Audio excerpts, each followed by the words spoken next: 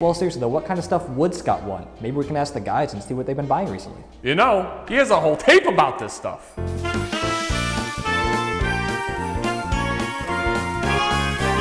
Hey y'all, Scott here. What do I want for Christmas? For some tree to get absolutely f***ed up. That works. What the f*** do I do? That's where the holiday gift guides come in. These giant fat books, like Oink Oink Mr. Cow. Ever have a really hard time figuring out what to get somebody you should know inside and out by now? Like, how do you not know your dad's shoe size? Well, these books are here to help. Bingo. As a kid, your natural instinct was to thumb through these catalogs with an ass red pen and make sure mom knows damn well your priorities. It's so much easier this way, because how often do you know off the top of your head everything you need? A septic tank. Having nearly everything sellable right in front of your face definitely helps, but that's considering what these guides were like back when they were new. Now, they're straight up time capsules. This is the oldest one I owned from the holiday season of 1983, the Video Game Christmas Guide. Let's see, they suggest the Magnavox Odyssey 2, okay, the Odyssey 2, the Odyssey 2, and the Odyssey 2. I think this fits the term propaganda well. Who do you think you are calling a Magnavox Odyssey 2 at a video game gift guide? None of those words apply! This released just a year before the Odyssey 2 was discontinued, so I'm sure they cheaped out on staples by going with this folder-esque design, but in all honesty, this is pretty cool. It gives you the opportunity to turn any of these pages into posters. Pop this on your wall, blast some metal, and tell mom to f*** off. The next oldest one I own is actually from Japan. This one is a part of the long-running Japanese magazine Weekly Famitsu. Released in November of 1991 and covers Famicom, Super Famicom, and Game Boy releases. Yeah, English may be my first language, but Japanese is tied for second along with all the other languages I don't know. Of course, taking into consideration the fact I can't read any of this, at the very least, thumbing through and seeing all the pictures is somewhat appealing. I mean, it's kinda cool to think there was a time when Hatris was just coming out. Seeing screenshots of Famicom and Game Boy games that are so obviously just taken with a camera off screen is really charming.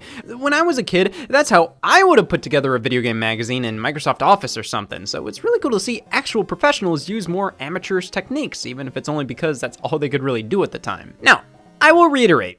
What? I can't read any of this, so let's dumb it down a notch. This right here is probably what many will think of when hearing Holiday Gift Guide, the Sears catalog, this one being from 1992. What's Sears, you may ask? I'll answer that by asking, what's Kmart? Sears was a department store, the most popular for a while. They sold pretty much everything, but I don't know. Something about the logo made me think all they sold was car parts. But no, if this wish book is anything to go by, they did it all. They're still around now with a softer logo that makes it feel more like a Macy's. That's gotta be plagiarism. But their prominence is greatly reduced compared to their peak years. Not nearly as many stores, barely anybody talks about them, and it's pissing me off. I'm going to Sears! These wish books covered everything, as in here's the cover showcasing children telling Santa what they want.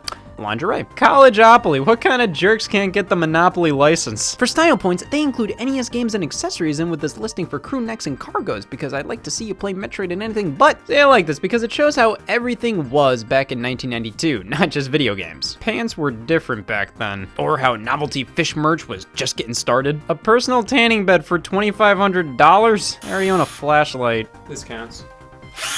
Ha! Grooming kits for kids. It's not what you think! Yeah, they were doing play shaving kits with Batman and Ninja Turtles licensing, which makes things better. This came from Batman. Oh, a Barbie Party Bake Oven. That's just an Easy Bake Oven, you coward. You know, I always wanted an Easy Bake Oven as a kid. I mean, why wouldn't I? I could make cake whenever I wanted. But of course, the boy version was called the Queasy Bake Oven and only had gross sounding recipes, because obviously no boy would ever want to make brownies. Oh, hell yeah, the little computers for kids. This one looks pretty high tech, all things considered. We spent $50 on this thing and all he's typing is horse. The hell, they had gamer chairs all the way back then? I thought those were invented in the mid-2000s to keep the Xbox fans down. I have back problems and play Halo. That's just too much. Character sleeping bags. Out of all of these, why would you pick the car that's half shown or the rollerbladers? I want to be inside that. The photos here are quite impressive considering that pretty much every product has kind of an elaborate photo shoot setup. Like, look at these toys, all having thematically appropriate backgrounds and terrain. For an era without Photoshop, this is really cool. A Rector. Yep, he agrees. I even have collectibles, autographs, sports, and pop culture memorabilia. I just flat out wouldn't expect that from a department store. Oh my god, a gumball machine for only $20? I would have lost my fucking mind at that as a kid. I love this kind of garbage. Like, it would make my bedroom feel like a Fazoli's. Entire box sets of comic books, pool, air hockey, and foosball tables, board games, miniature at-home plastic pinball games, which I owned this Mario 64 one as a kid. Speaking of which, we're finally at the video game portion of the wish book. You know, this thing goes all over the place. I'm not sure how they're organizing it. It's like, here's a section for kids, then here's underwear, Mom. Well, firstly, we got the Game Boy front and center here alongside LCD games by Konami. Only 20 bucks a pop, but the actual Game Boy games themselves, not bad, only around 30. I always loved this Game Boy carrying case. That looks just like a Game Boy.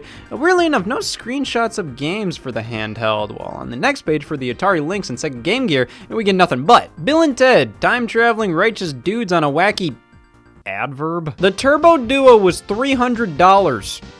Moving on. Right in the middle of the Sega Genesis and Super Nintendo rivalry, with images of Sonic and Mario front and center. The Mario artwork looks ripped from the Japanese manga series. Sonic, well, they used the Japanese design compared to the North American one. This book is just flat out fun to look through.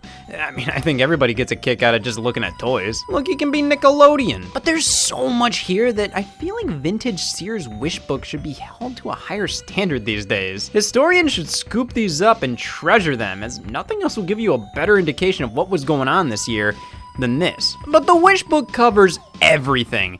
What about something a bit more fine-tuned? This right here is an electronics boutique catalog from holiday 1994. Yikes, 96 pages? You're weak. Literally half of this entire catalog is PC software, which, hey, at least old school PC games had some of the coolest boxes. Since they weren't restricted to a standardized format, they could do trapezoids, tombstones, or just out there graphic designs like Front Page Sports or the Bicycle pack of playing cards for this collection of PC card games. These Street Fighter series include Street Fighter 1 and 2, plus bonus Mega Man 1 and 3.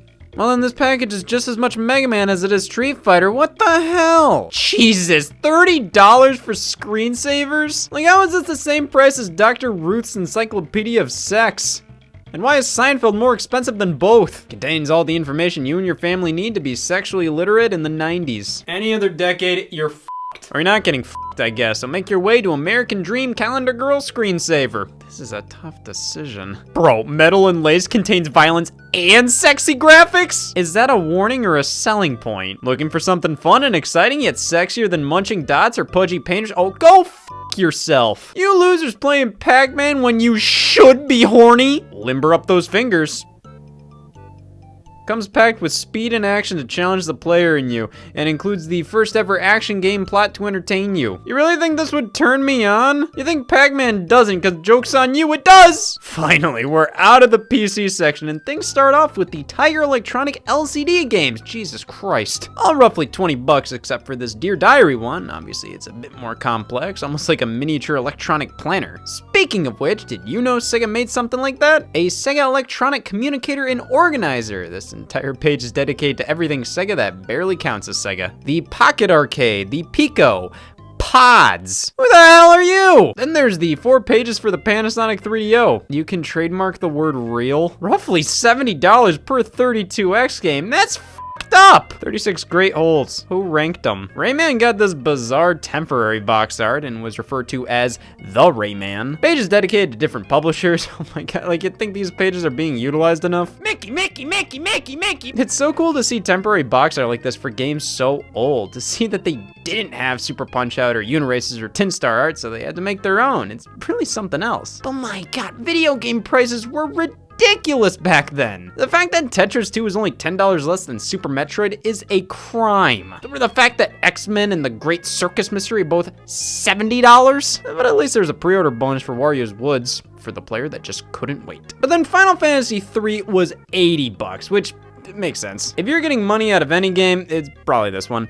Though they messed up the name and the descriptions here. Brutal Paws of Fury is more expensive than Super Metroid, Mario Paint, and Donkey Kong Country. That's confidence. This guide is nothing but pure joy to skim through. Even though half of it is taken up by old PC software, it's kind of refreshing. You don't see that stuff covered nearly as much as old school console games, so it's neat to see everything this guide covers, plus how much it all cost at the time. Each of the big video game companies generally put out their own little brochure, like this PlayStation one from 2002. Live in your world, play in ours. Stuart Little 2. The guides like this mainly just focus on the holiday lineup for said system, rather than what's the thing to buy. And those specific games like Sly Cooper and SOCOM get much more space than others. It's obvious Sony's really trying to push stuff like Primal. I really like catalogs like this because they help put you in the shoes of a gamer back then. I only really started to consume gaming news around 2008 or so. To be able to look at 2002 from the eyes of a PlayStation 2 owner, I think it's important. Which doing so would piss off gamers from 2002 because I'm acting like I really know what it was like to be gaming in 2002, but it would piss them off otherwise if I was only talking about how Wii music was my childhood. But hey, 2003 was my childhood, so I think a Sears catalog from this time will do wonders for me. I can immediately see a huge difference in quality here. This feels much more modern already. A $10 512 games in one LCD game. Arcade style display? What the hell are you talking about? That has more in common with a calculator than an arcade machine. It's like, oh, this is just like an arcade machine. It exists. Personalized cotton towel, as in they used a label maker? Oh my god, I always wanted one of these portable TVs. That would have been amazing to use that wherever I please, especially if you combine it with the Video Center TV stand. Bring that on a trip, would ya? Looks like some things never change. For all the kids who browse the wish book to circle what they want for Christmas. That's a crotch. Yes, this is a very 2003. Extreme sweatshirts next to Levi's with Levi's in bold red on the jeans. Yeah, the only reason I wear pants is because people know they're Levi's. Yes, the state-of-the-art TV for the time was this behemoth. Honestly, if you're one of those old farts that say things are too complicated now, have fun moving this. What the hell? Okay, so Palm handhelds seem to be precursors to the Palm cell phones, but these are more so digital planners. But here are Palm Pack games sold separately, including Rayman and a Sega Classics compilation. I have never heard of this. It turns out the Sega one is a bunch of Game Gear games. I assume this was gonna be Genesis games, but no, it's Game Gear. A microwave with a toaster built in. Who the hell wants a toaster on its side like that? You're gonna get crumbs everywhere. Gotta be honest, these pictures of toys aren't nearly as impressive as the books from the 90s. I mean, those compositions were intense. Yeah, they're pretty much just putting them on solid color backdrops. It's a huge downgrade in my opinion. But 2003, the mini LCD games have pretty much been relegated to board and card games. I had the Yahtzee one as a kid, and okay, well, I guess by 2003, Sears gave up on video games. Weird considering they still did the Palm stuff. They were selling DVD and CD players and lingerie, but no movies, music, or video games. For that, I suppose we have to look at the GameStop 2003 holiday catalog. This one is far more kind of fucking boring. It's still cool, but every page feels the exact same. I don't understand why most games and products have prices, but then others just have great gift or yes, like give me answers. Much like previous years, I really find it compelling to see temporary box art. I mean, this Wario World one, I wish it wasn't temporary. I can go through these kind of things all day, and I'd love to do more in the future. But for the time being, I think this was a lovely trip down holiday memory lane. Because who doesn't look at a $2,500 tanning bed and go, nostalgia? The holidays are a stressful time, but it's important to cherish those smaller, simpler moments because in reality, those are the moments you will remember for years to come. Sometimes I remember these books more than the actual Christmases these books were for. And even then, I don't even remember a lot of the products in these books. More so, I remember spending time with my grandma circling products. I mean, those are superfluous memories, but special ones. So, thank you, Sears.